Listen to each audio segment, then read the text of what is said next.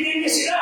Binigyan niya sila ng hiling. Ano sabi? Pinapayata ka ng kaluluwa. Kaya hindi mo pray ng gusto lang. Kaya kanya napaglagay ng kaluluwa ng Diyos. Amen? Dahil kung ibinigay niyo si Diyos, tutuwa pa yun sa seleksyon, you'll never be happy. Yun ang nangyari sa akin. Saan ko balik? Hindi naman nag-second hand. Ang ganang tingnan, pero isang tao na talamakan niya, so tawag mo, may pwede mo lang asawa. Eh, sumunod natin ito na, Lord, bigyan mo ko ng brand new.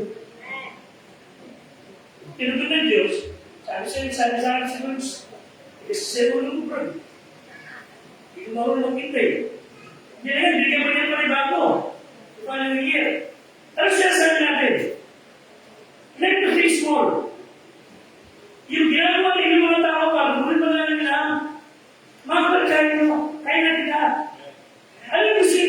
sa inyo, ibibigay niya.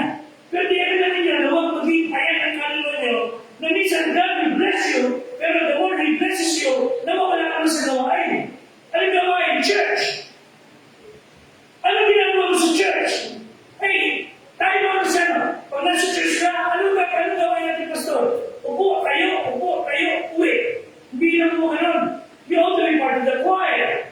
You ought to be part of the singing. You ought to be part of the cleaning. You know, pwede nyo gawin sa Panginoon, na pwede nyo may pagkikod, pwede nyo maging greeter sa mga baba.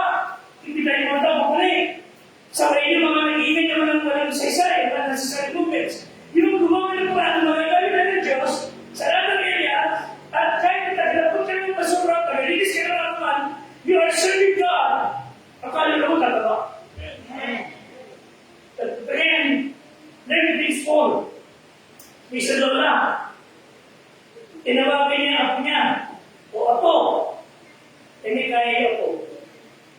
Siya, kaya sa kondominyo. Sa 10th floor yata. O ako, pag nagpunta ka dito, tatanda mo ha. Okay. Yung siko mo, pipititig yung 10. Yung number 10. Pipititig yung siko mo. Okay? Pag labas sa inyo dito, nakita mo yung aking pintuan, sisikuin muli yung doorbell ko ron. Okay, siko ha. Sabi ko niya, bakit sisikuin ko? Pinalili naman ako. Sabi ko naman, hindi ko pwede magdaliri. Gusto ko siko. Dapat may dala ka. May dala ka papunta sa akin. O paano mo magpipitid ng dalili mo kung ako nagdala mo sa akin? Dapat lagi ka may dala. Kaya parang di ba nililihan mo sa akin, siko. Gawin mo, right? Lagi ka rin doon, nagkakatuwa sila palagi. Pero again, sabi ng Bible nito, buto ng mustasa, sobrang liit, halos pulpos lang ng pepper o paminta. Ang buto ng malaki. Sabi ng Panginoon Diyos, meron ang panagpadaya ang tinawala sa akin na kasi liit ng buto ng mustasa, you can take to the mountain. Ikaw, may pagkaroon sa kabila. Mangyayari yan. And yun, of course, hindi ka rin yan. Kung kaya ng kapag-alam Diyos sa okay lang. I remember years ago, that was 1990. Ano kami sa lugar dyan? Nag-eat, escape. Doon na nakikisimba, nakikihiram ng gamit. Sa Lord, tama, salamat sa pinagkakaroon ng lugar ito. Pero gusto din ko meron sa lugar ito. Itinutulog ko lugar ito. Nasira-sira, wala nakatira. Wasak-wasak ang bahay. May mundo kong palamas-lasok na dito, may asong daw. Pero sabi ko, Panginoon, dito po kami ron. Gusto kong sarili kami. Dito po kami. Mga kapatid, ano yan? Degree game? Ano na ako na, nagpipray ako ron eh. Kasi yung mga nagdulo, ito na. Malaki talaga ito, 500 square meter ito eh, supposed to be. This should be 500 square meter. Eh, may mga magagaling na mga nakailam. Lumit siya. Wala akong nagpagawa eh. Nasukat eh. Pero kami sabi ko, ibigay mo sa amin yung wala. Ibigay mo sa amin yan. Sabay ako mag-pray. Eh ako mag-isang, tinag-register eh. Eh gusto marami kayo, bakit ibigay mo sa amin yung wala? Bakit? Gusto kasi may campsite tayo. Pero sabihin, think small. Lord, ito na. Sige, ito alam mo. Dugo mo ito. Mapapakalabangan mo ito. Mapapagayan ito para sa iyo. Mapagtsatsagan mo itong bari-bari ito. Mapagtsatsagan mo itong bagay. Kasi kaya magpalago ito. Okay? So, yung maliit na mga pagdaya ng mustasa ay pwede bigyan ng Islam. Pakita siya ng mas maraming bagay. So, ang Bible namin ibigay ng emphasis on small things. At dahil na maliit na bagay,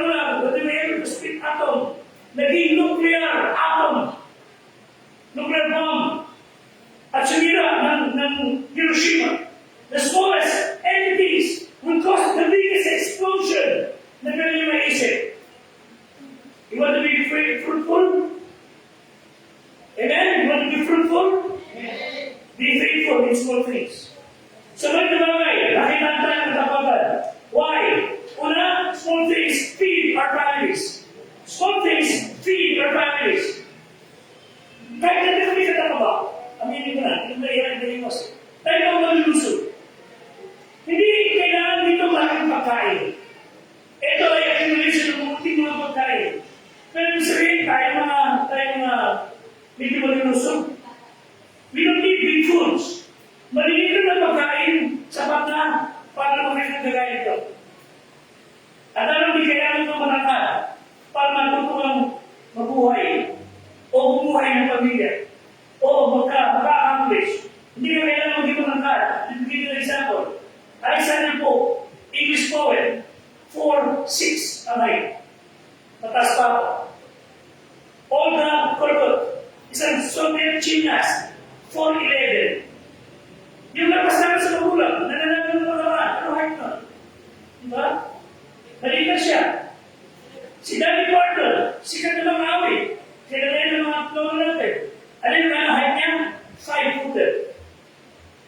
Queen Victoria, 5 foot. Francis of Assisi, 5'1". Yuri Gagarin, 5'2". Mataas pa ako. Nikita Khrushchev, Soviet leader, 5'3". Mickey Rooney, artista Americano, 5'3". Voltaire, isang French writer, 5'3". President James Madison of America, 5'4". Ay, isa na pas ako. Pablo Picasso, yung Greenwood painting, na binibili ng mga tao, ng mga mahalay, 5'4". David Pace Nelson, Gangster, kinatakutan, 5'4". Hirohito, Japanese Emperor, 5'5". Aristotle Onassis, napakayamang Greek tycoon, 5'5". Emperor Napoleon Bonaparte, 5'6". Justice Stalin, Soviet military leader, 5'6". Tutankhamen, Egyptian king, 5'6". Manny Pacquiao, 5'5". Gloria Arroyo, 4'11". Nandito halos mataas pa kayo.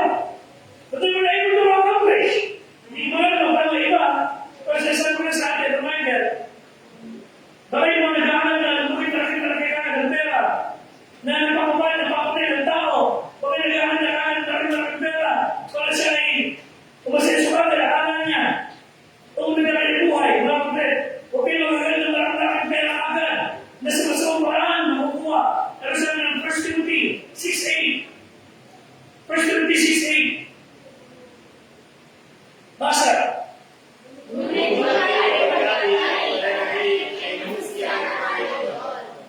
Okay? Sabing ating devotion, food, clothing, shelter. Sabi ng Biblia, food and clothing. Masyado na. Basa pa hanggang verse 10. Hindi ko sabi. Verse 9. Basa.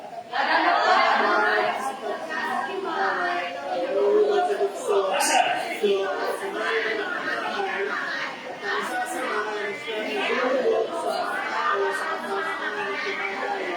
Kailangan kayo ng bitan kagad, at dahil mo so, sino na maraming bitang hangal, nakasasama, at siya nalulog sa mga tao sa kapamakan. Sabi ng talata pa, tutuhuti kayo ng kalubayan. Verse 10.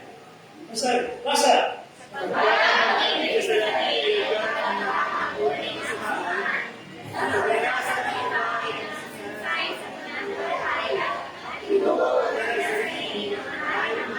See, sa paglalas ng tao sa pera, money is not evil. Just listen. Amen? Money is not evil. Amen? The love of money, yung pag-ibig sa sarili ikaw, naging mahal na mahal ng pera, yun na naging parang sa buhay, magkapera. Yun ang naging ugat ng kasamaan. At lahat ng agad para magdaya mo ay nasira, ikaw ay puno ng kalumbayan ng mutal. Psalm 127, verse 1 and 2. Kailangan ng Panginoon na magtayo ng ating buhay. Psalm 127, verse 1, basa. Maliba. Wala kang mga nagsisigawa. Nagsisigawa kayo. Maliba, ingatan ng Panginoon ang bayan. Wala kang mga magbigisi ng matay. Wala kang Quran, verse 2. Wala kang Quran. Kaya sa dalang mahaka, magpahing kaali, masarap na ang Panginoon. Sa pag-ibig niya kaya ang pagkatulungan naman. Ibig sabihin kung may pagnanaysa na mambagay sa Diyos sa mundo ito at walang Diyos. Lahat yan walang silbi. Ang buhay niya naman, pangunahin ang Diyos kasama. Verse 6:33. So, gusto natin ko lang. Small things feed our families. Small things, secondly, fuel our fruitfulness. Pinahaanda, pinauusap, pinasusulong ang ating paging magbunga.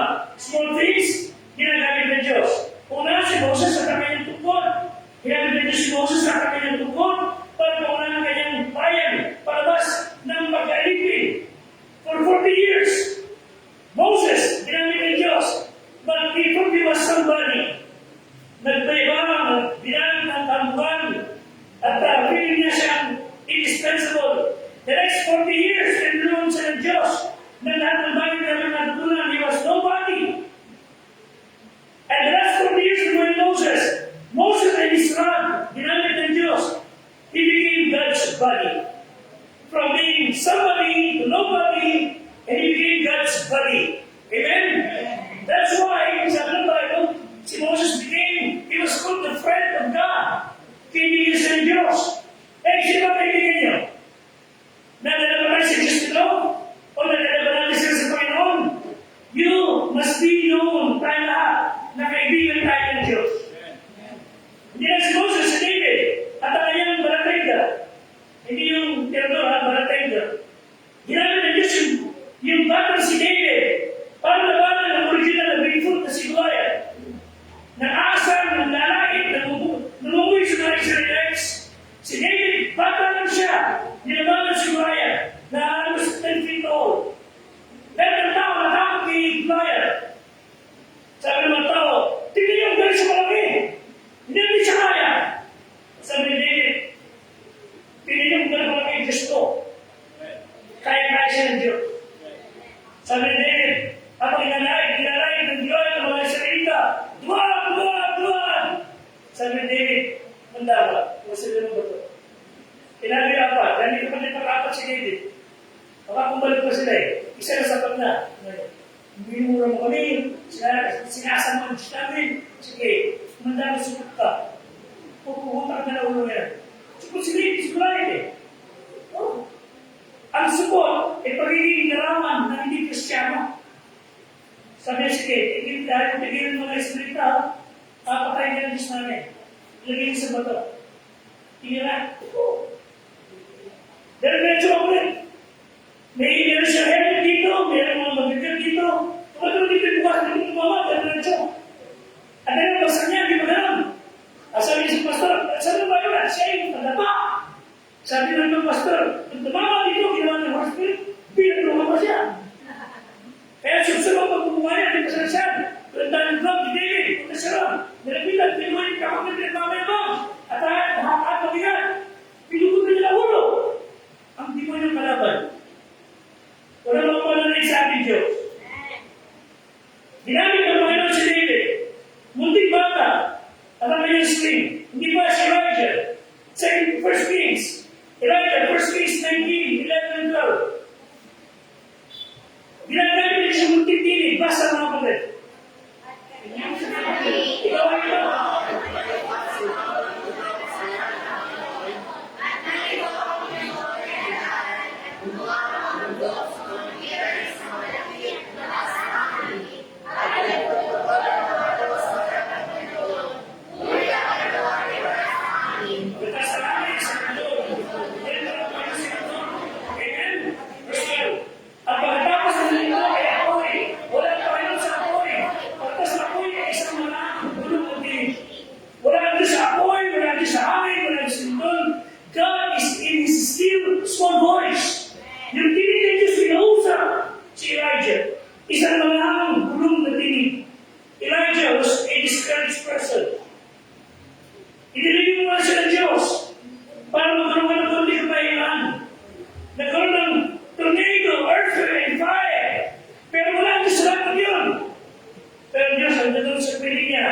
Nakikipag-usap, tinutulungan sa ginagawa.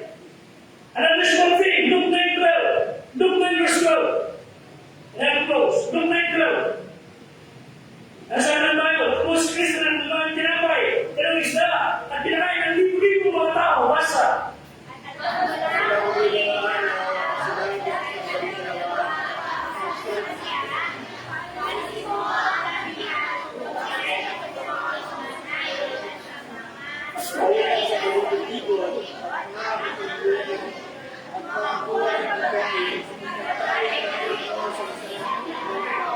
Jadi ang meron gusto na ito sa iyo. Sibis natin basahin yung last part niyan. Simple. Hindi ka gusto ng klase ito rin pinatanda. For we are in a desert place. Desert. Okay? Desert place. Sabi sa Tagalog na lugar. The same place, the same venue, but different pananaw. Nitong si John. Kanina si Luke, tingnan natin yung pananaw na pinusunod ng Diyos kay John. Chapter 6, verse 10. So, pinapunta mo na ni Kristo ang mga tao. Okay? Basa.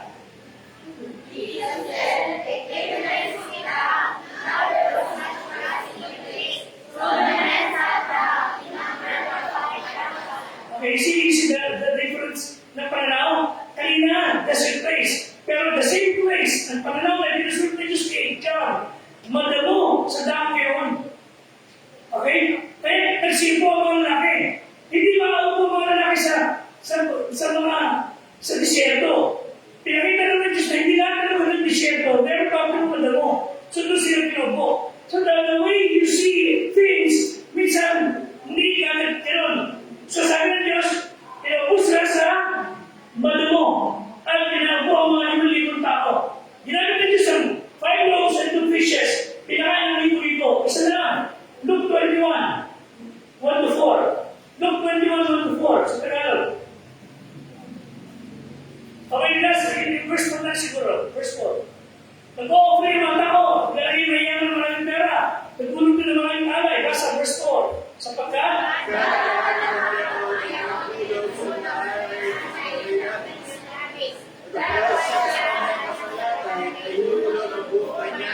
sabi ni Kristo, tingnan yung mga tao yan. Sabi sa mga tao, tingnan nyo. Tingnan nyo kung ano ginagawa. Nag-offer sila. Malaki kayo, malaking pera. Ang binibigay nila, yung super lang ng kanilang yaman. Pero mas pinaralan ng Kristo, ang nagbigay ng babae, isang lata, that's equivalent to isang tapos, isang tapos. Wala pang piso. Ano ba kaya nila? Ito ba nagbigay ng super lang ng kanilang pera? Ito ba yung nagbigay ng lahat? Ibigay yung buhay niya. Okay? Ano gusto na pakita ni Kristo?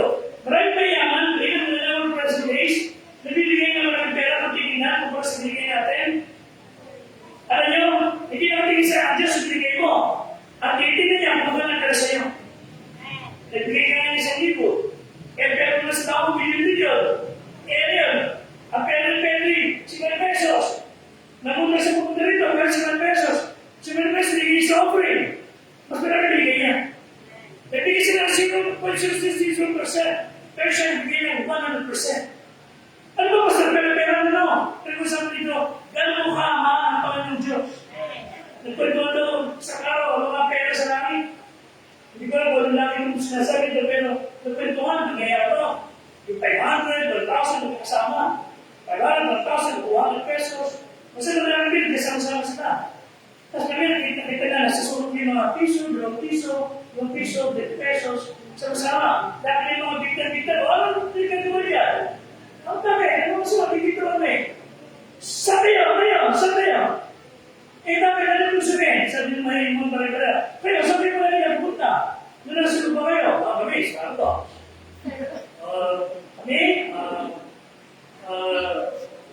Ben, Becky. Okay, mamahalin. Eh, kaya saan punta? Church. Church na kami, church. 20 pesos, 20 pesos. Church. Hindi mga bebang daw. Mga kapatid, hindi po palitan para kaya yan. Sabi ng Bible, kung hindi po kumaraman talaga, cups of cold water. Nagbigay ka na ng isang tubig. Mapakayaran na yan. Nagbigay ka na isang cup of cold water sa isang tao. You will receive a rich reward. Nagbigay ka na magandang bagay, magandang loob sa isang tao, maliit na bagay sa iba. Pero sa magandang Diyos, sa malaki, you have done good. You will receive a reward. Tubig na binigay mo, mga kapatid. Pero binigay mo na ito. Walang reward nun. And finally, small things. By the way, when I delivered mankind, nang iligtas sa Diyos ang sanglibutan, hindi siya nagpadala ng 72,000 angels. No. Hindi siya nagpadala ng napakagagaling, maligid na army. No. He sent only one. He sent His Son. Amen? Amen. He sent the Son of God, hindi general, ni governor, ni ate. Isang paslit na baby para iligtas ang buong sanglibutan. three small things. Four, our fruitfulness. Luke 16:10. Ano ulit? Promise. Luke 16:10. Ano sabi ng Bible? Basa.